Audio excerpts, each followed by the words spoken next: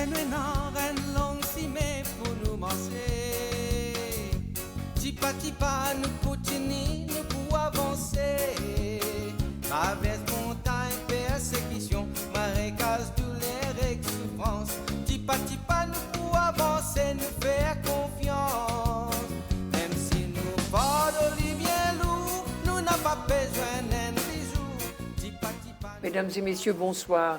Je suis très heureuse de vous retrouver aujourd'hui, en ce 22 janvier, avec la communauté chinoise. Nous célébrons la fête du printemps placée sous le signe du lapin. Et je suis particulièrement heureuse d'accueillir sur notre plateau pour vous présenter nos meilleurs vœux Vincent Hatuen, Patrick Diongson et Tony Wong. Messieurs, bonsoir et bonne année. Bonsoir.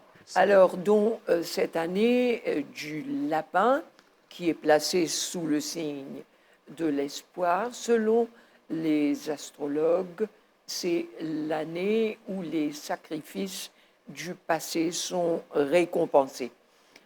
Au départ, Vincent Hatuen, la fête du printemps, le nouvel an chinois, était placée sous le signe agricole. C'était une fête agricole. Expliquez-nous pourquoi. Oui. Ben, la Chine était agricole. En ce temps-là, on parle de 4000 ans, hein, quand ça a débuté. Donc, les Chinois, ils travaillaient tout au long de l'année, il n'y avait pas de congé. Donc, c'est la seule période où ils prennent une semaine ou 2 semaines de congé. Et comme agriculteurs, ils vont poser tous les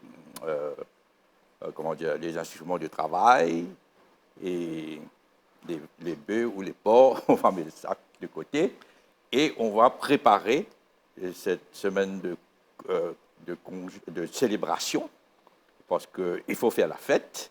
Et là, ils vont préparer quelques jours avant, les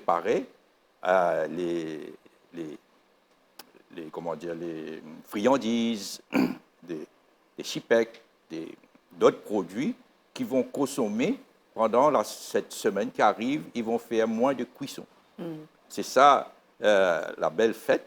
Aujourd'hui, c'est différent parce qu'il y a une migration, parce qu'en Chine, tous les Chinois vont travailler, les jeunes vont travailler dans les villes, les cités, il y a plus de travail. Et à cette époque, ils retournent dans le village pour rendre hommage, à rencontrer la famille et rendre hommage aux ancêtres. Alors, vous parlez de migration. Eh bien, les Mauriciens, la communauté chinoise, comme toutes les autres communautés, sont d'une migration. Parlez-nous du passé de votre famille, aujourd'hui très connue dans le domaine de l'industrie et du commerce. Mon grand-père est arrivé à l'âge de 16 ans à Maurice, dans les années 1886. Et à cette époque, la Chine était très pauvre et tous les Chinois cherchaient du travail. Et en Chine, il n'y avait pas de travail, donc il fallait trouver du boulot ailleurs. On connaît qu'à cette époque, on avait découvert 2 champs d'or, des mines d'or en San Francisco et en Afrique du Sud. Donc une partie des Chinois sont partis aux États-Unis et une partie sont descendus vers l'Afrique du Sud. Et il y en a beaucoup qui sont, en allant en Afrique du Sud, ont descendu à Port-Louis, à Maurice, parce qu'ils ont eu assez fatigué du voyage. Donc, ils ont vu que, bon, c'est une très belle île, pourquoi ne pas descendre? C'est comme ça que mon grand-père est descendu à Port-Louis et il a travaillé avec quelqu'un pour payer les frais de son passage. C'est comme ça qu'on faisait autrefois. Et après 3 années de travail, comme si il est libre de trouver son propre emploi. Et je suppose qu'il a eu une grande chance d'avoir eu une petite boutique à l'entrée de la sucrerie d'Imount à Pamplemousse. Et là, il a travaillé, il est retourné en Chine pour marier avec ma grand-mère.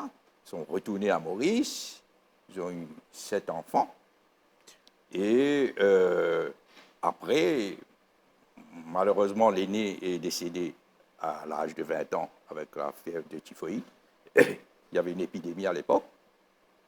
Et mon père, Jean Moeline, était le second, donc il devait suivre mon grand-père dans sa boutique. Il a dû quitter ses études. Et en 1931, mon père, il pensait que Pamplemousse était trop petit. Alors il va aller à Port-Louis, il va chercher une location. Et là, il trouve un magasin en face du marché central. Il va ouvrir son magasin ABC, qui veut dire au bazar central.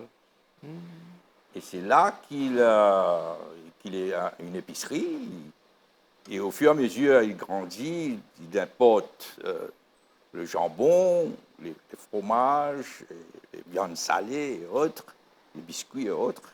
Et il commence à grandir son business. Et le business a grandi, il devient le commerce de groupe. Et puis il commence à faire la distribution à travers toute l'île à Maurice. Et moi, je suis rentré en 1966, quand mon papa était en plein dans la politique. Il était ministre de local government. Et il était très, comme si, passionné de social work dans la culture chinoise, au sein de la mission catholique chinoise. Donc il aimait faire le social. Donc il fallait avoir quelqu'un pour, disons, prendre la gérance de son épicerie. Donc moi, je suis retourné en 69 pour prendre charge. Et là, on a travaillé ensemble.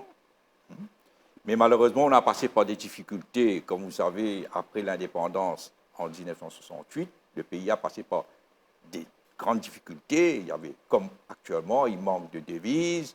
Il y a même rationnement des produits, quota pour l'importation. Et là, que je demande à mon père, je lui dis, bon, on ne peut pas rester dans la diversification des alimentations. Il fallait faire diversifier. Donc là, il a eu l'idée, parce qu'il était membre fondateur de la Mauritius Union, il a eu l'idée de devenir, former une compagnie pour devenir l'agent de Mauritius Union. Et moi, comme on était importateur de la sauce de soja et de piment, et le gouvernement a encouragé le import substitution, je suis allé voir notre principal, notre fournisseur en Singapour, de nous, comme si c'était céder la franchise pour fabriquer à Maurice.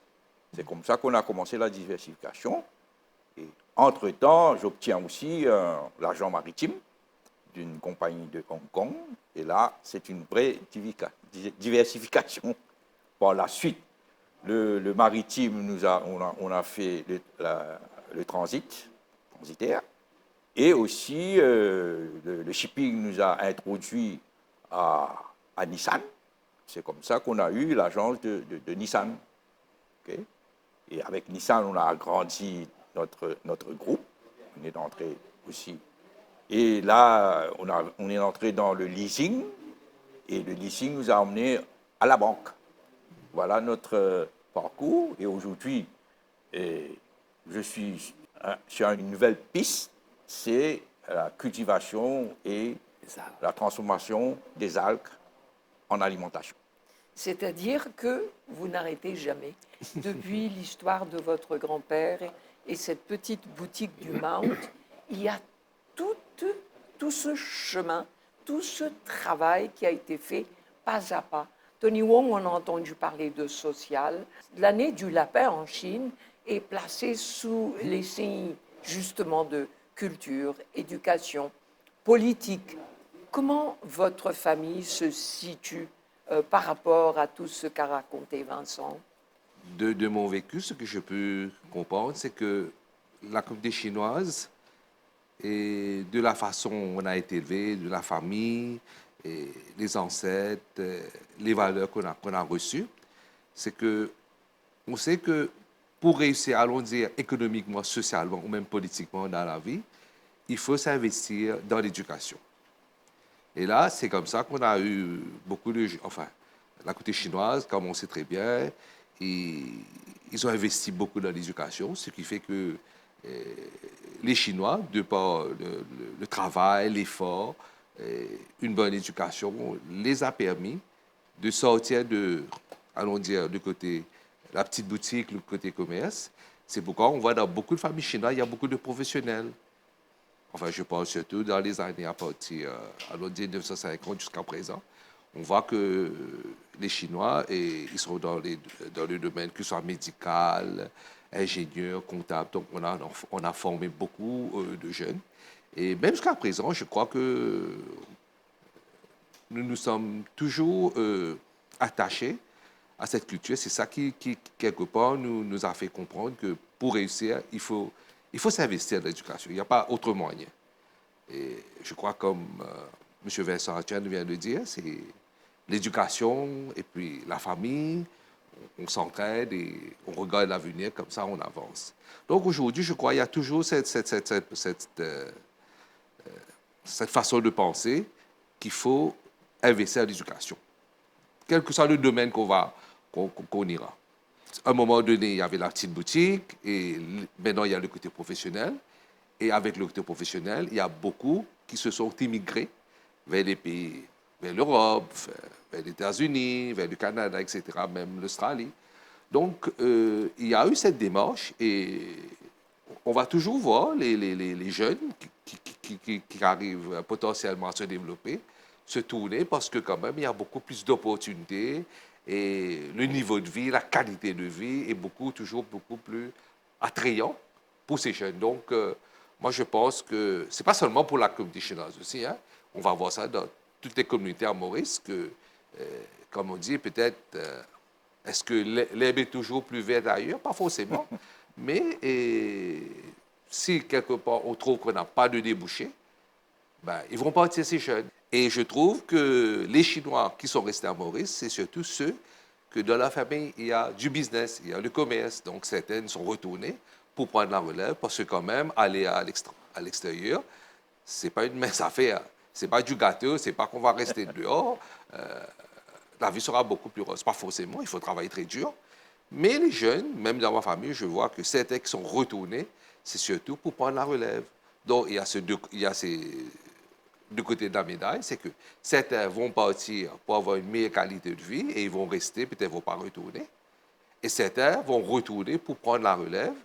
Mais quand même, on voit beaucoup de Chinois qui, à un certain âge, vont retourner à Maurice, peut-être à peu près la soixantaine, 70aine. Peut-être ils vont retourner, il y a ce côté quand même, il y a la famille, et la vie est beaucoup plus calme. Donc, c'est comme ça que je vois. En feuilletant des pages d'historiens, je suis tombée sur cette description. Patrick Liongson, la contribution de cette communauté chinoise à l'édification de la nation mauricienne a été marquante. L'exemple qu'elle donne, son culte du travail, sa discipline, son sens de la famille, son sens de la solidarité sont des vertus enviées par tous les Mauriciens. Est-ce que vous diriez que ces qualités décrites dans ces pages d'histoire, elles sont innées, elles ont été héritées des ancêtres parce que vous avez toujours ce culte des ancêtres? Est-ce que ça continue à travers aujourd'hui de génération en génération? Merci Marie-Josée. Cette question me renvoie à ce que Vincent a dit.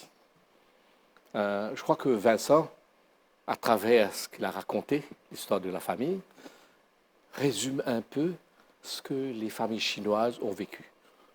Pas nécessairement avec le même succès, mais dans la même ligne. un Chinois en Chine qui trouve la Chine pauvre, essaye d'émigrer, d'aller chercher fortune ailleurs. Et c'est tout ce que les Chinois ont essayé de faire. Là, je voudrais faire une petite parenthèse, déjà pour montrer la persévérance de ces personnes qui ont quitté la Chine. Pour venir à cette époque, il fallait prendre un petit bateau, un voilier, et quelquefois ça durait 3 mois de la Chine à l'Afrique du Sud. L'objectif était pour moi toujours l'Afrique du Sud, parce que Vincent parlait de cette mine d'or. Maurice n'était qu'un point dans l'océan. Mais après avoir traversé tout ce temps, ces 3 mois, dans ce voilier ou dans ce petit bateau, vous touchez terre quelque part. Je crois que vous avez envie de sortir. Et je crois que Maurice a bénéficié de ça et que certains Chinois de l'époque ont débarqué au pays et ont... Donc il y a ça. Maintenant, je vois, lorsque je parle persévérance encore, Vincent a parlé de cette petite boutique de menthe. Mais c'est comme cette petite graine qui a grandi. Quand je pense qu'aujourd'hui, lorsque j'ai écouté Vincent en parlant de tout ce qu'il a dit, pour terminer avec la banque, il n'a pas terminé. Il n'a pas terminé parce qu'il parle des algues encore. Okay? Donc, c'est la petite boutique, le petit grain, comme on dit bien, le petit grain qui a été mis en terre et qui est sorti, qui aujourd'hui couvre toutes les branches du business et des affaires. Et là, je rentre dans comment ça a pu se faire. J'ai parlé de persévérance, mais il y a aussi quelque chose d'important, il y a la famille. Je crois que ABC n'aurait pas été ce qu'ils sont aujourd'hui si la famille n'était pas partie prenante de la chose. Je crois, en parlant du grand-père, de Samuelin et des autres, lorsque Vincent parlait de son... Mais il y a tout, il y a Vincent, il y a tous les autres frères, maintenant il y a les neveux, il y a tout. Donc la famille est partie prenante de ce succès, je dirais. Oui. Et la question que tu me poses, la famille, je dirais, ben, ça c'est l'exemple de la famille. Parce que les Chinois vivaient en clan en Chine. Tout le monde le sait. On vivait autour d'une maison qui contenait des centaines de chambres. Et tous les cousins, les oncles, tout était là, chacun avait sa chambre. Et il y avait la partie commune, où on se réunissait pour manger. Donc, ce clanisme, donc c'est ça, cette idée de famille qui vient renforcer, qui est renforcée. Et je crois que la famille actuelle a pu bénéficier de ce sens de la famille. Et ce sens de la famille, tu as aussi parlé de solidarité. Je crois qu'il y a cette solidarité qui vit là-dedans. Parce que seul, Vincent n'aurait probablement pas pu le faire. Tony a parlé de l'éducation. Mais c'est vrai, s'il n'avait pas d'éducation, si ce Jean actuel n'avait pas pensé éduquer ses enfants, s'il avait dit, OK, la boutique est bon, là, ABC est bon, là, vous allez rester la même. Non, il a dit, allez faire vos études, ensuite vous retournerez s'il le faut. Et parce que Vincent a étudié, parce que les autres ont étudié, ils peuvent penser au leasing, ils peuvent penser à la banque, ils peuvent penser maintenant aux algues. Qui aurait pensé aux algues? Hein? Nous allons tous à la mer, au contraire, les algues viennent nous embêter lorsque nous voyons les algues. Mais ils ont pu trouver, enfin, ils trouvent un débouché là-dessus. Aujourd'hui, l'avenir du monde, c'est sur les algues, parce qu'on dit qu'il manquera de quoi manger dans 50 ans et autres. Donc, Vincent a visé juste. Il est en train de se penser, mais lorsqu'il n'y aura pas de quoi manger, moi, je vais leur fournir des algues. N'est-ce pas, Vincent? C'est bien, oui. Alors, on revient au thème l'année de l'espoir pour terminer ce programme, puisque nous sommes arrivés à la fin du programme. Chacun de vous, est-ce que, Vincent, pour vous, l'espoir, c'est les algues? Qu'est-ce qui va venir après? Oui, je crois. L'espoir, c'est les algues, certainement. Nous avons à Maurice 2,3 millions de kilomètres carrés d'océan. Et si nous parvenions à exploiter seulement 5 à 10%, nous allons devenir une superpuissance.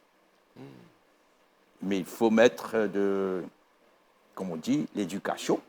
Quand on parle d'éducation, on a besoin de faire des recherches, parce que pour faire la science des algues, ça dépend beaucoup de la science, beaucoup de recherches, et ce qui fait dans tous les pays industrialisés aujourd'hui. Mais malheureusement, à Maurice, nous sommes un peu, comment dire, un peu lent à comprendre. Ok. Mais je crois que ce qui est important, c'est peut-être un renouveau pour l'an chinois. Je retourne vers l'an chinois, c'est un renouveau, c'est bon d'avoir la famille et pour la fête. C'est ça. Aujourd'hui, on rencontre moins souvent, mais je crois que l'an chinois, c'est l'opportunité de se revoir, d'être solidaire avec tous ses frères, sœurs, cousins, nièces, neveux, peut-être parmi qui retournent à Maurice pour venir fêter, célébrer avec nous, parce que quand même, nous avons plus facilité à fêter à Maurice. Merci. Est-ce que Patrick ou Tony, vous auriez un vœu à exprimer pour cette année? Oui, je souhaite que, tu as parlé de tradition tout à l'heure et j'ai parlé de modernité. Je souhaite que, éventuellement, les jeunes d'aujourd'hui ne mettent pas tous dans la modernité. La modernité est importante, c'est vrai. On ne peut pas rester en place. Il faut se moderniser. Mais il ne faut pas rejeter les richesses aussi traditionnelles. La tradition culturelle. Il faut garder. Je crois que l'exemple quand on parle de solidarité, cette solidarité vient de la tradition. Le modernisme rejette cela. Mais nous pensons que dans cet esprit de famille, dans cet esprit de clan qu'on a cultivé, il faut le garder, pas seulement pour se fermer. Non, c'est pour s'ouvrir. Je crois que l'exemple a montré que si on se referme sur soi, on n'avance pas. Mais il faut s'ouvrir. Si ABC est un groupe de famille, il y a une espèce de famille, mais il y a aussi des professionnels qui rentrent là-dedans. Il n'y a pas que la famille. Ils sont ouverts aux autres idées. Il y a des personnes qui vont... Et je souhaite que le pays puisse entrer dans cette phase de solidarité et ne pas se regarder avec des visières, se dire, ben ça c'est pour moi, je vais faire ça. Non, se regarder comment on peut faire. Et je crois que, si vous parlez d'espoir, malgré le temps un peu... Enfin, je me suis dit, comment trouver de l'espoir alors qu'on parle de désespoir plus De partout. guerre, oui. Mais c'est surtout là-dedans qu'il faut. Et c'est tout ensemble, on se serre les coudes, on doit pouvoir sortir. D'accord. Tony, vous avez un mot de la fin? Oui, j'ai beaucoup apprécié l'intervention de mes deux aînés, il faut dire deux aînés, parce que quand même, ils sont beaucoup plus expérimentés que moi. Je suis d'accord entièrement, il y a les valeurs humaines, c'est sûr, il y a les valeurs familiales, comme on a si bien mis beaucoup d'emphase, il y a les valeurs. Et puis, il y a ce côté commerce, le succès économique, social, politique. Quand je regarde autour de moi, moi, en tant que jeune, je me dis que il faut mettre un pont. Le pont va être, par exemple, les institutions telles que, allons dire, Walienne, Mintech, Business Chamber of Commerce, toutes ces organisations qui sont là. Et il faut qu'ils soient beaucoup plus présents. Ils peuvent contribuer à resserrer les liens dans la communauté chinoise. C'est vrai, il y a le jeune chinois, il est là. Moi, je me rappelle, quand je suis rentré à Maurice, je me suis tout de suite joint à Walienne parce que je me dis, ben, c'est un endroit où les jeunes peuvent se rencontrer, peuvent partager. Par contre, j'ai deux amis chinois qui me disent, tu sais, je n'irai pas là-bas parce que je me sens, allons dire, pas à la hauteur ou tout simplement, je suis un peu timide, whatever. Ils ne se sentent pas comme s'ils pouvaient intégrer. Donc, quelque part, la communauté chinoise, quand même, il faut dire qu'on a économiquement, socialement, même politiquement, assez bien réussi. On ne peut pas trop se plaindre quand même. Si on regarde le niveau des Chinois à Maurice, quand même, on a quand même, allons dire, on a un bon niveau de vie.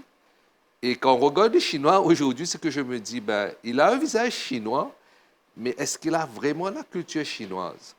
Ça, c'est very debatable, il y a une question marque. Et comme on sait très bien, et on n'est pas très différent des autres du monde, comme les jeunes, on veut avoir une bonne vie, etc.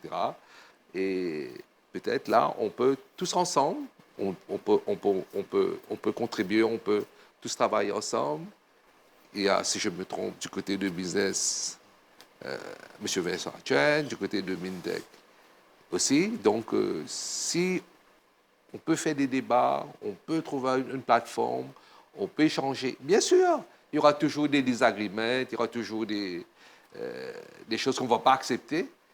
Mais comme je dis, il faut commencer quelque part. Dans la cacophonie, dans les disputes, il y aura toujours des bonnes idées qui vont germer. Merci. Voilà, nous sommes arrivés à la fin de ce programme. Je vous remercie. Est-ce que c'est bien Kung Chi Fa Choi? Kung Chi Fa Choi. Chin Dan Kwai Lak. C'est bien quoi? C'est bien quoi. Voilà, c'est le mot de la fin. Encore une fois, meilleurs vœux à la communauté chinoise pour cette nouvelle année, pour cette année du lapin, l'année de l'espoir. Donc, à dimanche prochain pour un autre Tipa Tipa et en attendant, passez une très bonne semaine. Merci. Merci. Livre maintenant, reine longue si mais pour nous marcher. Tipa tipa, nous continuons, nous pour avancer. Traverse montagne, persécution, marécage, douleur et souffrance. Tipa tipa, nous pour avancer, nous faire confiance. Même si nous fardeaux bien lourd, nous n'a pas besoin d'un bisou. Tipa tipa, nous pour avancer vers royaume.